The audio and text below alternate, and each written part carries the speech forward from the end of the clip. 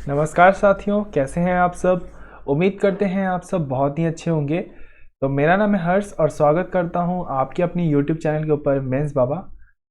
तो जिन्होंने वीडियो को लाइक कर दिया है, चैनल को सब्सक्राइब कर दिया है, बहुत बहुत धन्यवाद। जिन्होंने नहीं किया है प्लीज़ यार कृपया कर दीजिए। साथ ही साथ शेयर कर दीजिए उन तमाम विद्यार्थियों के साथ जो तैयारी कर रहे हैं UPSC, state PCS, SSC, banking, railway इत्यादि किसी भी एग्जाम की जहाँ पे करंट अफेयर आता है। तो आपका स्वागत है। तो अभी बज रहे हैं मॉर्निंग के 5 और हम लोग क्या करेंगे मॉर्निंग के 5 बजे 5 इंपॉर्टेंट क्वेश्चन जो रिलेटेड है करंट अफेयर्स के अंदर।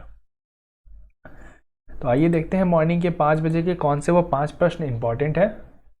तो पहला क्वेश्चन है कि हाल ही में यूएनईपी के द्वारा एक एनुअल फ्रंटियर रिपोर्ट जारी किया गया। उस रिपोर्ट में आपको बताना है कि इंडिया के किस शहर को सबसे ज़्यादा ध्वनि प्रदर्शन करने वाला क्षेत्र माना गया है, यानी शहर माना गया है। तो ये सेकंड आपका मोस्ट नॉइज पॉल्यूटेड ये है सिटी है। तो यूएनईपी की रिपोर्ट जो एनुअल फ्रंटियर रिपोर्ट है उसके द्वारा किसको माना गया, किस सिटी को, तो इसका आंसर है मुरादाबाद। तो एक अभी हाल ही में जब एनुअल फ्रंटियर रिपोर्ट आया जो किसके द्वारा जारी किया जाता है, यूनाइटेड नेशंस इन्वायरमेंटल प्रोग्राम के द्वारा, उसमें यह देखा गया कि उत्तर प्रदेश में जो मुरादाबाद शहर है उसमें सबसे ज़्यादा ध्वनि प्रदूषण होता है। ध्वनि प्रदूषण का मतलब क्या होता है मैंने बता रहा हूँ आपको। जैसा कि मैंने बहुत पहले ही बताया कि प्रदूषण 4 प्रकार के होते हैं। पहला water pollution, air pollution, land pollution और नॉइज़ पॉल्यूशन। तो एयर पॉल्यूशन और वाटर पॉल्यूशन के लिए तो ऑलरेडी सरकार काम कर रही है, परंतु और जो लैंड पॉल्यूशन है उसके लिए आपका म्युनिसिपैलिटी कॉरपोरेशन काम करती है।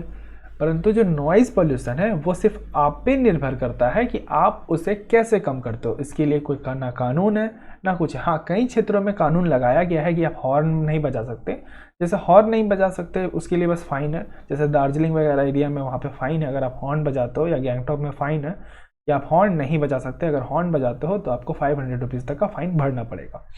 वहाँ पे ऐसे चार्ज है, पर पूरे ऐसे भारतवर्ष में नहीं है। यहीं पे अगर मुरादाबाद की बात करें जो यहाँ पे बहुत ज़्यादा ट्रैफिक लगता है तो इससे भी बहुत ज़्यादा नॉइज़ पॉल्यूशन होता है। साथ ही साथ बहुत सारे अनदर कारण भी आते हैं यहाँ पे जिससे नॉइज़ पॉल्यूशन होता है।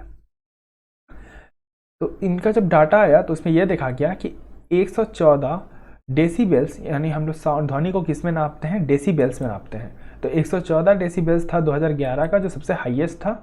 और WHO स्टैंडर्ड्स की बात करें तो वो 55 डेसीबेल्स होना चाहिए। यानी WHO कहता है कि किसी भी शहर का 55 डेसीबेल्स होना चाहिए, लेकिन आपका मुरादाबाद का कितना है 114, यानी बहुत ज़्यादा है ये। वहीं पे ढाका ने टॉप किया है इस मामले में। 61 सिटीज़ का ये पूरा निकाला गया है रिपोर्ट जिसमें से ढाका टॉप किया है।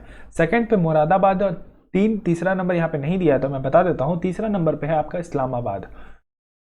तो इस्लामाबाद है और 5 सिटी इंडिया का इसमें शामिल है। तो ये हमारे लिए बहुत ही शर्मनाक बात है कि हम लोग ध्वनि प्रदर्शन में अपना कम नहीं कर पा रहे हैं।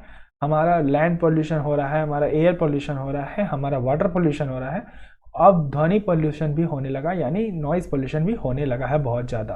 तो इसे कम करना पड़ेगा। तो मैं चाहता हूँ कि आप अपने स्तर पे अब अगर चीज़ों को कम करना शुरू करेंगे तो पूरे विश्व भर में अपने आप चीज़ें ठीक होने लगेगी।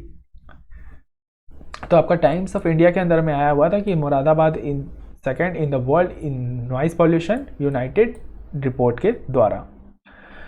अगले प्रश्न की बात करते हैं। तो अगला प्रश्न ये है कि गवर्नमेंट डाटा एक आया है जिसमें क्या कहा गया है, जिसमें यह बताया गया है कि गवर्नमेंट क्या रेट कर रही है यहाँ पे, ODF प्लस की रेटिंग देती है। तो आपको बताना है कि गवर्नमेंट डेटा के हिसाब से किस अभी स्टेट यानी किस राज्य को सबसे highest number of ODF plus villages का जो है मिला है टाइटल। तो इसका आंसर है तेलंगाना। जी हाँ दोस्तों, इसका क्या आंसर है, तेलंगाना आंसर है।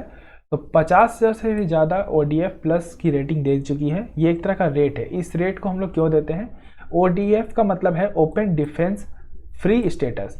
इसका मतलब ये है, ऐसे समझो जैसे किसी भी गांव में टॉयलेट सिस्टम को यानी solid waste and liquid waste management को अच्छे तरीके से देखा जाता है। जैसे कोई टॉयलेट बनाया कोई गाँव, परंतु उसका ये नहीं मतलब है कि इसे बना दिया तो ठीक है, अब बना दिया इस्तेमाल में ही नहीं लेता तो उसका कोई फ़ायदा है, उसका कोई फ़ायदा नहीं है।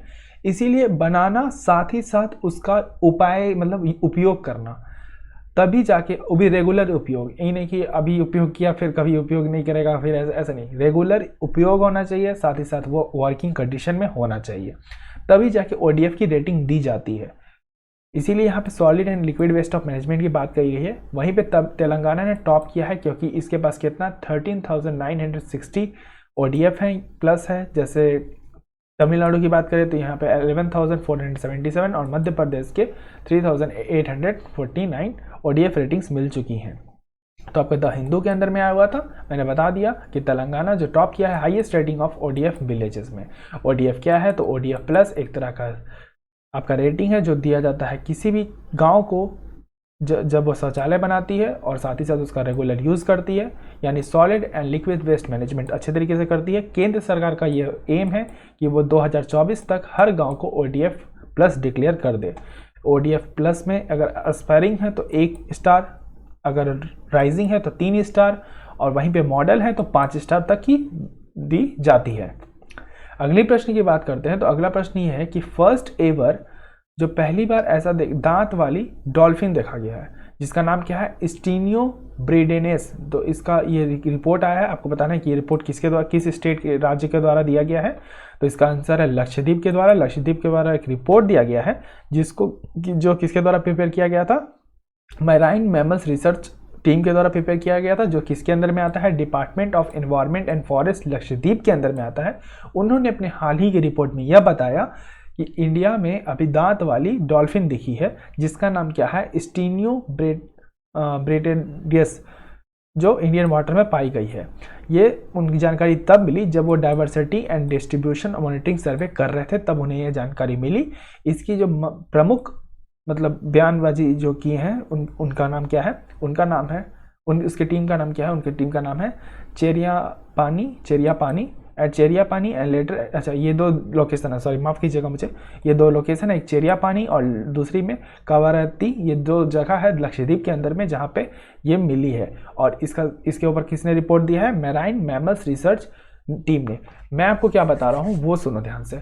मैराइन मैमल, ये इंपॉर्टेंट है इसलिए मैं ध्यान से आपको इसलिए बोल रहा हूँ क्योंकि मैराइन मैमल रिपोर्ट के द्वारा मैराइन मैमल्स रिसर्च के द्वारा एक टीम के द्वारा एक रिपोर्ट जारी दिया है, जिसने ये कहा कि पहली बार दांत वाली मछली देखी गई है। दांत वाली डॉल्फिन कहाँ देखी गई है, लक्षद्वीप के अंदर में। इसलिए यहाँ पे 3 क्वेश्चन निकल रहा है। एक तो डॉल्फिन कहाँ देखी गई, दूसरा किसके द्वारा रिपोर्ट जारी किया गया, और ये इंडिया में पहली बार कहाँ पे हुआ। तो एक तो अगर आपको ऐसा पूछ ले पहली बार कहाँ हुआ तो आप लक्षद्वीप लिख दोगे, कहाँ मिली तो लक्षद्वीप लिख दोगे। दूसरी बात किसके द्वारा ये रिपोर्ट दिया गया था, तो MMR के द्वारा ये रिपोर्ट दिया गया था। तो आपका द हिंदू के अंदर में आया हुआ था, इसलिए मैं पढ़ा रहा हूँ। जो भी चीज़ मैं आपको पढ़ाता हूँ वो एकदम ऑथेंटिक सोर्स से पढ़ाता हूँ। ऐसा नहीं है कि कहीं से भी उठ के आया हवाबाजी वाली बातें करने लगी। इसलिए मेरे कार्य को सराहना देते हुए इस वीडियो को लाइक कर दीजिए और चैनल को सब्सक्राइब कर दीजिए। आपका आभार हमेशा रहेगा। तो आपको मैं दिखा देता हूँ पिक्चर के माध्यम से कि ऐसी दिखती हैं आपकी जो भी इसका नाम है स्टीनियो ब्रिडेनेसिस, जो दांत वाली आपकी डॉल्फिन है, ऐसी ही दिखती है। तो आप देख सकते हैं। अगला क्वेश्चन ये है कि राष्ट्रीय संस्कृति महोत्सव 2022 अभी शुरू हो गया है। आपको बताना है किस राज्य के या यूनियन टेरिटरीज के अंदर में। तो इसका आंसर है आंध्र प्रदेश, यानी आंध्र प्रदेश में शुरू हो गया है। आज़ादी का अमृत महोत्सव चल रहा है, आपको सब पता है। 75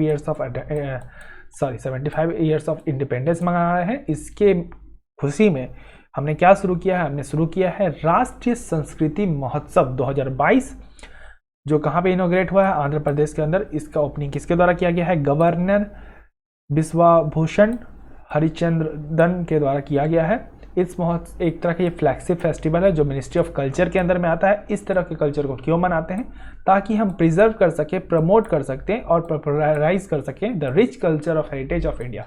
यानी भारत एक, आपको पता है कि भारत में बहुत सारे सांस्कृतिक लोग रहते हैं। यहाँ पे बहुत तरह की, यानी भारत क्या है, एक बहुत ही डाइवर्स कंट्री है जहाँ पे बहुत विभिन्न प्रकार के कल्चर रहते हैं। ऐसे कल्चरों को रिजर्व करना, ऐसे कल्चरों को प्रमोट करना, ऐसे कल्चरों को लोगों तक पहुँचाना का ही मेन उद्देश्य होता है किसी भी फेस्टिवल को सेलिब्रेट करना। ये बहुत ही कॉमन ऑब्जेक्टिव है। अब अगर आप अपने कला का प्रदर्शन नहीं करोगे तो क्या वो कला खत्म हो जाएगी? बिल्कुल हो जाएगी। इसीलिए कला का प्रदर्शन करना बहुत ही आवश्यक है। स्टार्टिंग में ये 2015 में शुरू हुआ था, उसके बाद इसे लगातार हर वर्ष मनाया जा रहा है। तो आपका द हंस इंडियन के अंदर रिपोर्ट आया हुआ था, तो इसलिए मैंने न्यूज़ आई हुई थी, इसलिए मैंने दिखा दिया। 27 मार्च की न्यूज़ है। तो ये आपको कुछ फोटो मैंने शेयर किया है कि कैसा दिखता है कार्यक्रम। अगला और लास्ट क्वेश्चन आज का ये है कि किस मूवी को अभी ऑस्कर अवार्ड 2022 मिला है बेस्ट पिक्चर के लिए? तो इसका आंसर है सोडा। सोडा को मिला है, यानी कोडा, सॉरी नॉट सोडा, इट्स कोडा। कोडा को मिला है CODA, कोडा। तो 94th अभी एकेडमिक अवार्ड जो चल रहा था ऑस्कर अवार्ड, उसमें किसको मिला है? कोडा को मिला है, जो पहला मूवी बन गया है सबसे ज़्यादा चलने वाला। इसमें जिसको अवार्ड मिला है वो विल्म स्मिथ है। विल्म स्मिथ को बेस्ट एक्टर का अवार्ड मिला है, जो उन्होंने कौन सा रोल किया था? किंग रिचर्ड का रोल किया था। और जेसिका क्रिस्टियन को मिला है बेस्ट फीमेल एक्ट्रेस का। तो ये आपके विलियम स्मिथ हैं जिनको ऑस्कर मिल रहा है, ये बहुत खुश हो रहे हैं। और आज का मॉर्निंग के 5 बजे के 5 इंपॉर्टेंट क्वेश्चन खत्म हुए। अगर अच्छा लगा है तो लाइक कर दीजिए, चैनल को सब्सक्राइब कर दीजिए, शेयर कर दीजिए अपने तमाम मित्रों के साथ। और साथ ही साथ इंस्टीट्यूशन सीरीज़ चल रही है, तो ऊपर देखिए दिख रहा है लिंक। इंस्टीट्यूशन सीरीज़, योजना सीरीज़ खत्म हो गई है, जाकर देख सकते हैं। तब तक के लिए मुझे दें आज्ञा। अपना ध्यान रखें, बड़ों का सम्मान करें, छोटों को प्यार दें। धन्यवाद। जय हिंद, जय भारत।